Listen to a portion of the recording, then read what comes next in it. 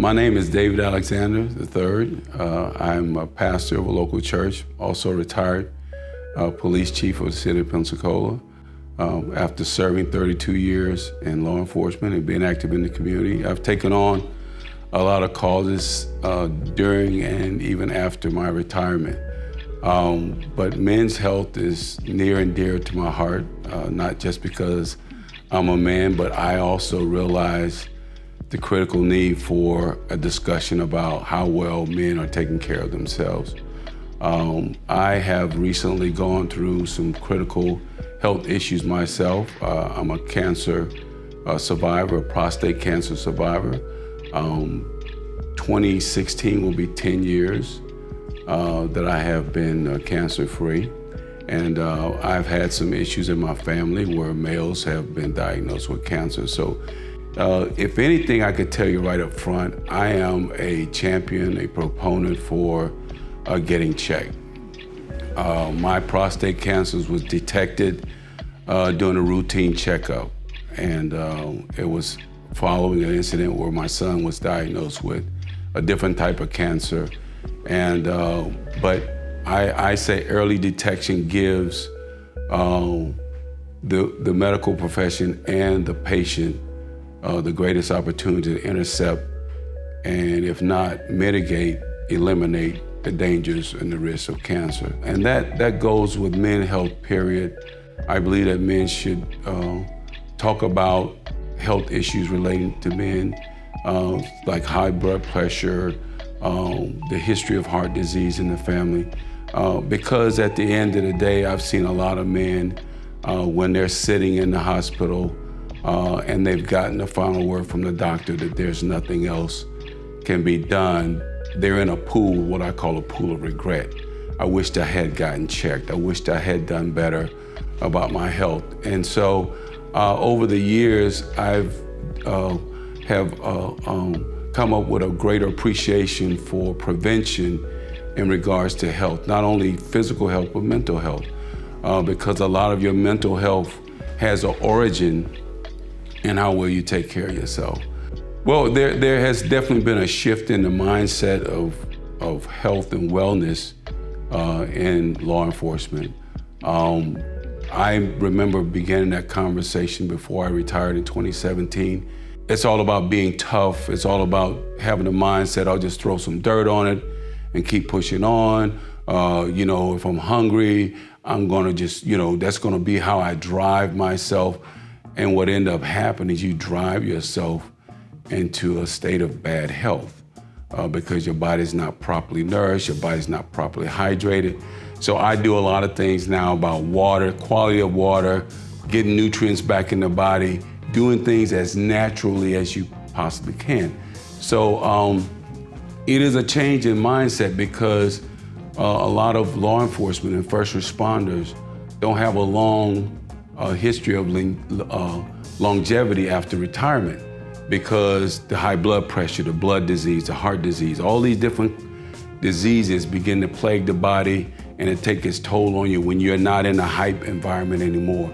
So now we've encouraged a younger generation of leaders to grab a hold of health and wellness, physical wellness as well as mental wellness, because the wear and tear on the body, the stress that you will encounter day in and day out, going from one call to the next, dealing with one calamity from one family, and then not to mention when these calamities land on your own front porch, it takes its toll on your body. So even now we're engaging in those conversations, and men and women in law enforcement are changing their mindsets. And it's my involvement in all this about championing the change of mindsets, because if we change the way we think, and I say this in church, I say it in the community, if we change the way we think, we can change the way we live our lives. I can tell you right now, at 65, I feel better than I did at 45.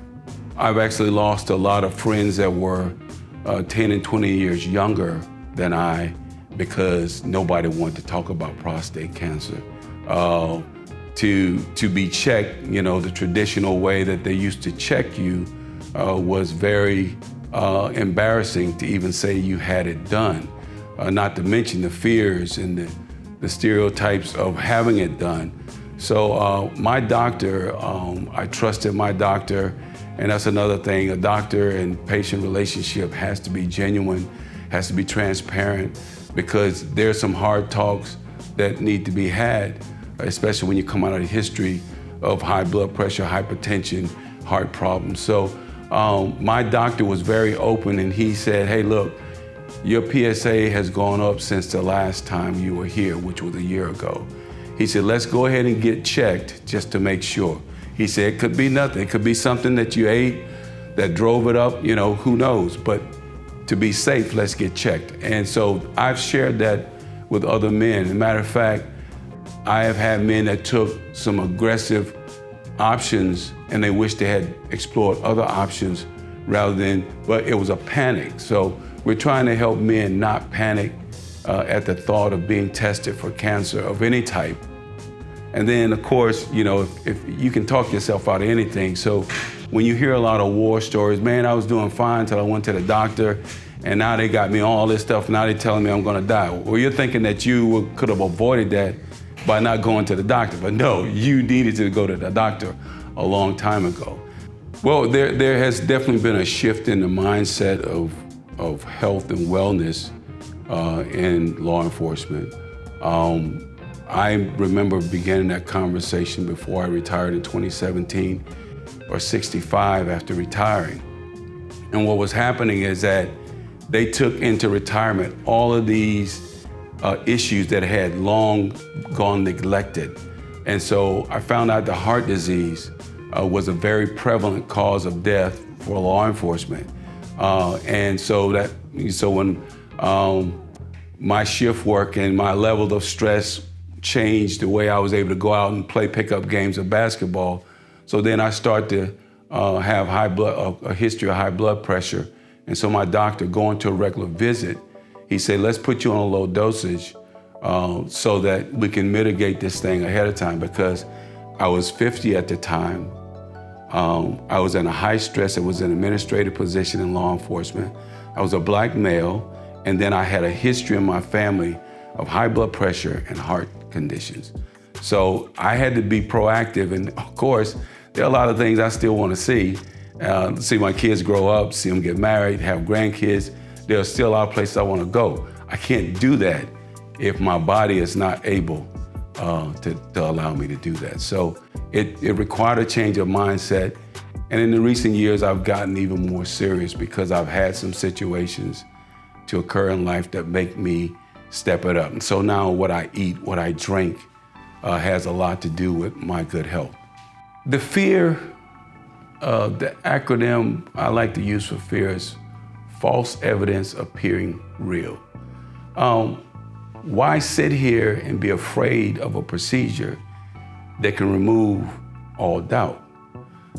The fear of not knowing is a greater fear to me than the fear of how I'm gonna go find out.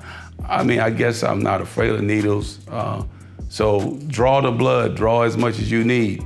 Let's do the exam, let's find out, because if I can find out something that's wrong ahead of time, the next question, what can we do to mitigate it, or what can we do to get rid of it?